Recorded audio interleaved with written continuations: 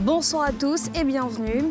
On démarre ce journal avec ce lundi de Pentecôte, jour férié en Côte d'Ivoire, une journée particulière pour les fidèles chrétiens. Ils étaient nombreux dans les églises ce matin pour célébrer l'effusion du Saint-Esprit. Après la victoire des éléphants vendredi, la sélection ivoirienne se prépare à affronter le Lesotho jeudi, un entraînement à Solbeni suivi par nos équipes, vous le verrez. Mais d'abord, les producteurs de café et de cacao de Côte d'Ivoire étaient à Yamoussoukro samedi. À travers une journée d'hommage, ils ont tenu à traduire leur satisfaction au président Alassane Ouattara pour ses actions en faveur du développement de leur filière et de l'amélioration de leurs revenus. Leur portage de Salif Yadekwe et Tanguy Kona.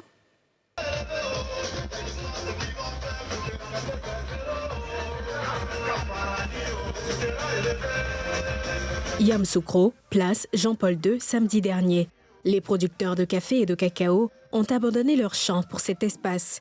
Le temps d'un hommage à l'un de leurs bienfaiteurs, le chef de l'État Alassane Ouattara, qui à travers ses actions contribue à leur bien-être. Ce grand rassemblement de plus de 40 000 producteurs est la reconnaissance du travail et des efforts consentis par le chef de l'État et votre gouvernement au profit des planteurs de café cacao. Merci pour l'obtention du prix plancher du cacao. Merci d'avoir permis enfin le recensement des producteurs de café cacao. Merci pour le différentiel de revenus décent appelé DRD. Merci pour le programme de traçabilité qui a abouti à la création de la carte d'ordre des producteurs de café cacao. Merci pour le planting de 60 millions d'arbres prévus d'ici 2024 dans les régions de production. Le recensement est donc achevé.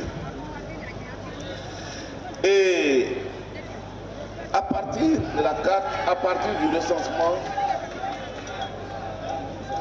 nous avons commencé à donner aux planteurs la carte du producteur. Avec cette carte, nous pourrons désormais assurer la traçabilité du cacao et garantir le paiement effectif du prix fixé par le gouvernement aux producteurs. C'est un élément extrêmement important.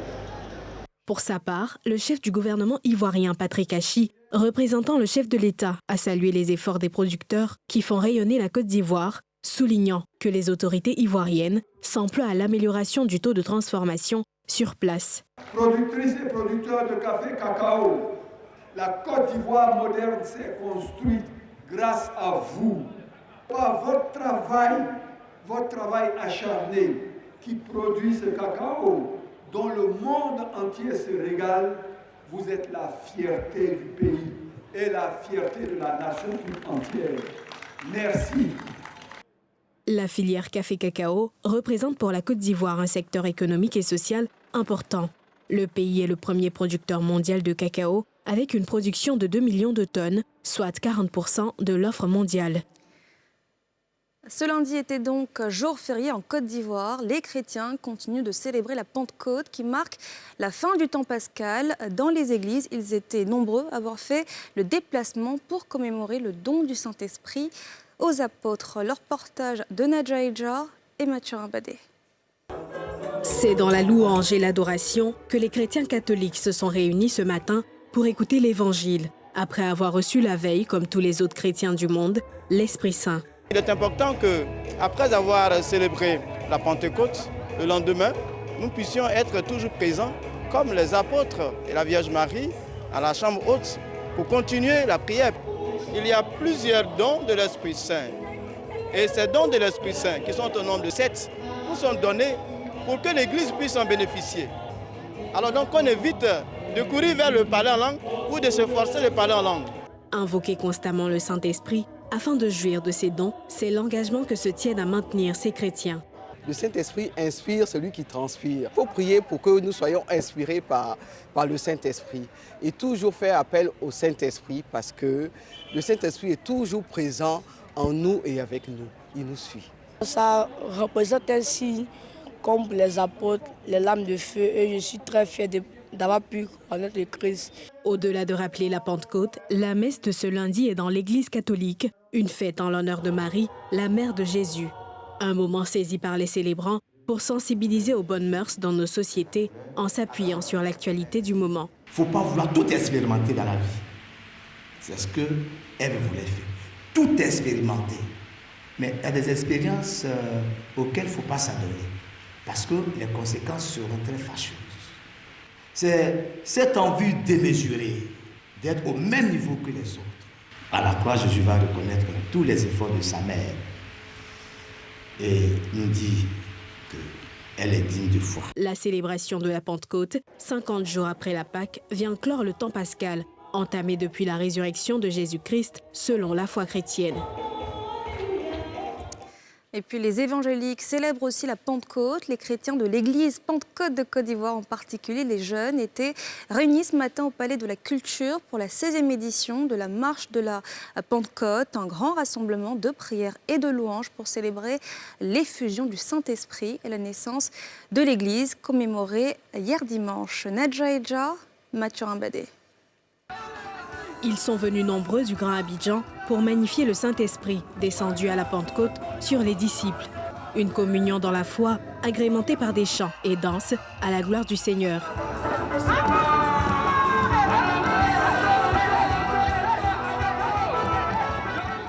Ce temps d'allégresse n'occulte pas les dérives de la société qu'il faut corriger par la prière. Cette année, nous avons rassemblé nos jeunes pour célébrer le Saint-Esprit, prier pour la paix en Côte d'Ivoire, prier pour nos autorités nationales, promouvoir les valeurs civiques et les valeurs de paix, pour que nous soyons une jeunesse éclairée et qui arrive à éclairer les autres. Que ce qui est prostitution, la dépravation, les vices, la drogue ne puisse pas détruire notre jeunesse. C'est pourquoi nous avons rassemblé pour parler de la part de Dieu, afin que le Saint-Esprit les dirige et les éclaire. Pour cette église qui tire son nom directement de la fête du Saint-Esprit, le moment est solennel. Portant son nom, nous ne pouvons pas rester indifférents à cette célébration, d'où cette manifestation publique. Hier, nous l'avons fait dans les temples. Aujourd'hui, nous sommes sortis pour pouvoir le célébrer au dehors. Si nous avons le Saint-Esprit en nous, nous avons le fruit de l'Esprit. Nous pouvons vivre en paix dans une nation pleine d'amour et pleine également de vivre ensemble. Ce rendez-vous annuel dénommé Marche de la Pentecôte est à sa 16e édition. Le thème choisi pour cette année 2022 est « Offrons-nous à Dieu comme un sacrifice, mort au péché, vivant pour Christ ».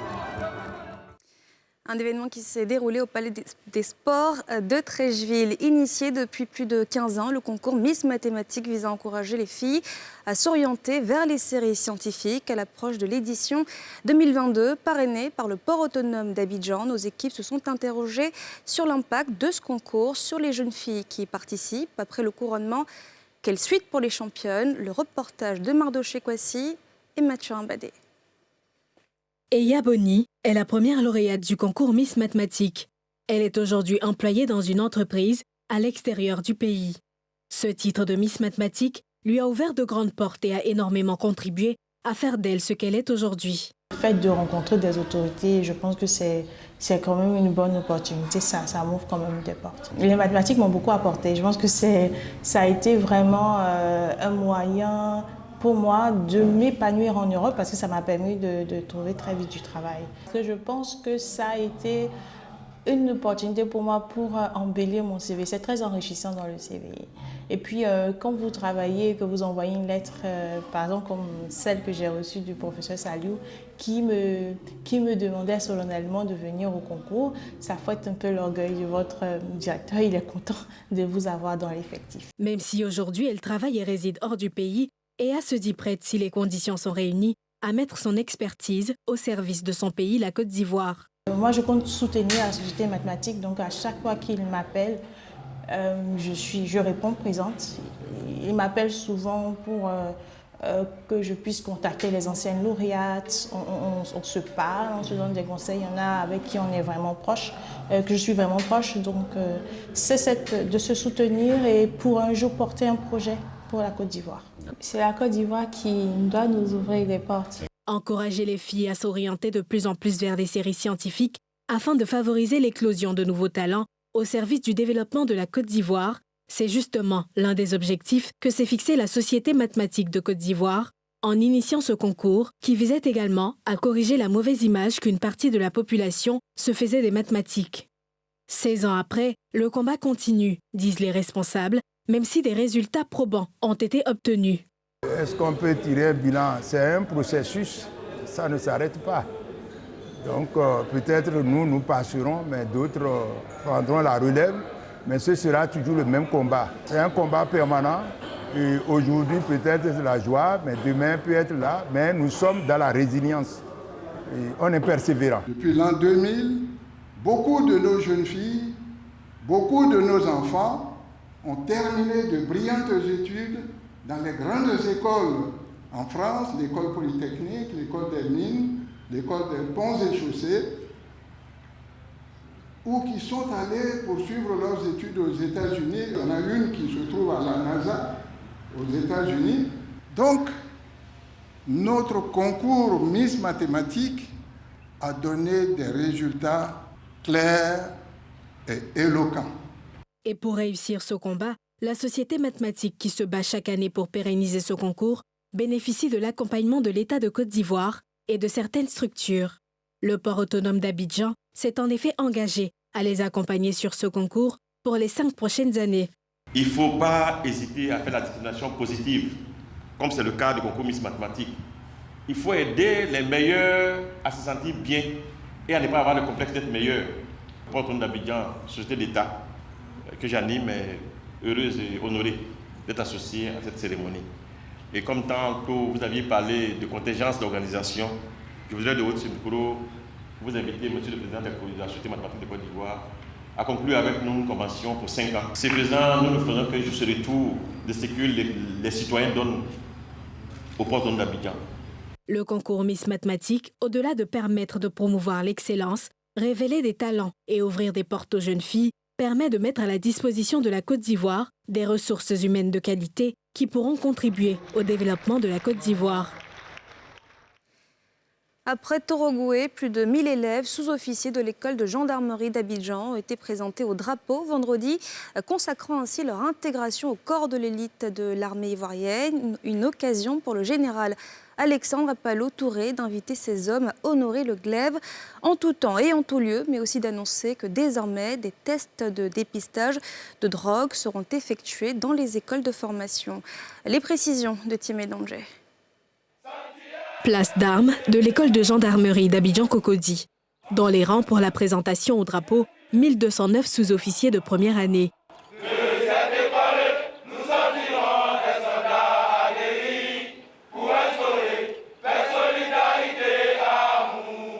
En face des nouvelles recrues, toutes sorties aptes du bois sacré de la formation commune de base, le général Alexandre Apallo Touré. L'officier général à la tête de la maréchaussée ivoirienne met l'occasion à profit pour décliner enjeux et mesures sécuritaires de l'heure dans la lutte contre la drogue. La gendarmerie est une institution noble. Elle a besoin de personnes nobles pour la servir. Elle n'a pas besoin de brigands en son sein. C'est pour cette raison que nous allons faire des textes pour détecter les substances de drogue dans le corps de ces recrues. Chez nous, point de vue. Les fumoirs, ceux qui les ont fréquentés ou qui parfois ont des complicités bizarres parce qu'ils sont anciens, drogués avec les fumoirs, ils n'ont pas leur place en notre sein. Si vous vous transformez en mauvaise herbe, vous serez enlevé, jeté, voire même brûlé. Le commandant supérieur a, par ailleurs, sommé ces hommes en activité à continuer de donner l'exemple aux jeunes. Les coupeurs de route qui avaient totalement disparu commencent à vouloir lever la tête. Je vous engage à redoubler d'efforts dans tous les recoins du pays, dénichez-les et faites votre travail correctement. Un défilé militaire au cours duquel les 1209 nouveaux gendarmes, dont 59 stagiaires féminins, se sont engagés à s'approprier les valeurs de dévouement, de discipline et de loyauté pour la défense de la patrie, jusqu'au sacrifice suprême s'il le faut, a clos le cérémonial militaire du rite initiatique d'intégration au corps de l'élite de l'armée ivoirienne.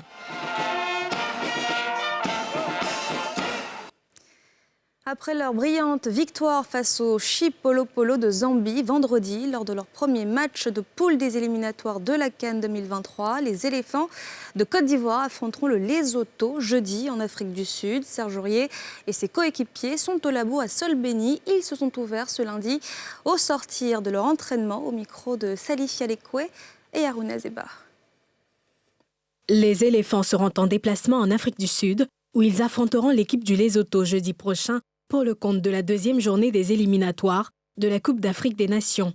Après la victoire 3-1 face aux Zambiens, vendredi à Yamoussoukro, Jean-Louis Gasset et ses poulains se sont aussitôt retranchés à Solbeni pour préparer cette sortie contre le Lesotho. Les pachydermes restent confiants. À la suite, c'est de continuer parce que je suis là pour montrer que moi aussi, la sélection peut compter sur moi. Donc, moi, mon travail, c'est de toujours continuer à travailler et chercher à marquer parce que je suis un attaquant. Je prépare avec le même état d'esprit, celui de faire un très bon match et au sortir de ce match avoir une victoire. Tous les matchs sont importants, même si certains disent que nous sommes déjà qualifiés d'office. Je pense que voilà, les équipes qui viennent jouer contre nous ne sont pas encore qualifiées, donc les matchs sont engagés, donc on les prépare bien. Le nouvel entraîneur adjoint des éléphants de Côte d'Ivoire, Emers Faye, arrivé dimanche soir à Abidjan, a rejoint le groupe.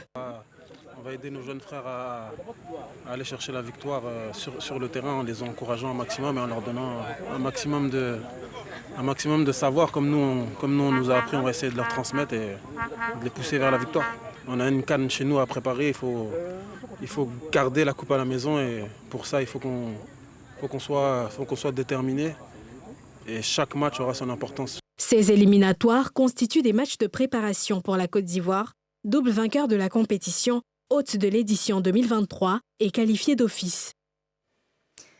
Toujours dans l'actualité sportive, hier dimanche, le Parc des Sports de Treichville a abrité le championnat national de Vaucotruyenne, une compétition qui sert de sélection pour la finale mondiale qui se tiendra bientôt en Algérie. Nadja Edja, Harouna Zeba.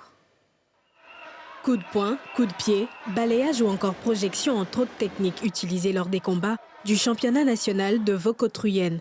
Au bout de plusieurs heures de duel, dans 9 catégories chez les seniors, dont 5 chez les garçons et 4 chez les filles, le club Kalao est le grand vainqueur. Nous avons préparé la compétition pendant plus de 3 mois déjà, difficilement. Il fallait aussi galvaniser les enfants. Après la phase éliminatoire que nous avons fait déjà la semaine passée et aujourd'hui, lors des finales, les enfants ont tout donné. Il y a des techniques de 2 points et de 3 points. Les techniques de projection qui sont à 3 points, les techniques de pied qui sont à 2 points, les techniques de poing qui sont à 1 point. Voilà, c'est ça que nous notons. Le club vainqueur repart avec 4 médailles en or, 2 en argent et 3 en bronze. Il est suivi dans le classement par le club La Source avec 3 médailles en or et 1 en argent, tandis qu'au bas de l'échelle avec 1 médaille en or chacun, se classent les clubs Abengourou et Dokui. Une victoire collective, mais avant individuelle pour ces sportifs qui travaillent d'arrache-pied. Chaque jour, il fait sport, il entraîne chaque jour. Comptant comme test de sélection en équipe nationale pour les finales mondiales qui se tiendront à Alger. Cette compétition s'est tenue en présence du président national de la fédération. Nous avons eu des combats riches en intensité, des combats riches en émotions. Et dans moins de 6 semaines, l'équipe nationale s'envolera en Algérie pour les phases finales du championnat du monde.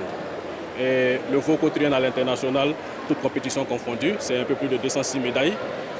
Donc nous sommes confiants, les jeunes gens sont formés à bloc et nous sommes certains, nous sommes rassurés, nous rassurons l'opinion qu'au soir du 21 juillet, nous allons compter ensemble les médailles d'or. À ce rendez-vous sportif, ont pris part les tout-petits qui se sont affrontés lors de face-à-face, le tout dans une ambiance festive.